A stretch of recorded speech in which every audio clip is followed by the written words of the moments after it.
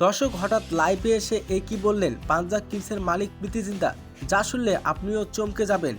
বাংলাদেশের pace bowler Mustafizur Rahman আইপিএলের ভবিষ্যৎ নিয়ে অনেক দিগন্ত ছিল, তবে এবারে ভক্তদের চমক দিলেন প্রীতি জিন্তা। লাইভে এসে পাঞ্জাব কিংসের মালিক প্রীতি জিন্তা বলেন, মুস্তাফিজুর তো এক ধরনের সোনার টুকরা, তাকে ছাড়া আইপিএল জমে না। তবে তিনি জানান এবারের নিলামে মুস্তাফিজুর রহমানকে কেন কিনে নিল না তা নিয়ে নানান কথা উঠেছে। এবারের আইপিএলের নিলামে মুস্তাফিজুর রহমানের ভিত্তিমূল্য ছিল 2 কোটি রুপি, কিন্তু প্রথম রাউন্ডে তার জন্য কোনো দলই আগ্রহ দেখায়নি, যা বাংলাদেশ ক্রিকেট ভক্তদের জন্য হতাশাজনক ছিল।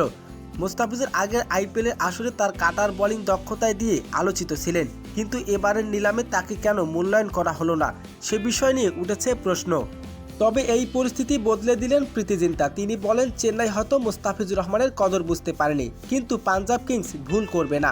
আমরা সরাসরি চুক্তির মাধ্যমে মুস্তাফিজুর রহমানকে নেওয়ার কথা ভাবছি। আমাদের টিম ম্যানেজমেন্ট ইতিমধ্যে আলোচনাও করেছে।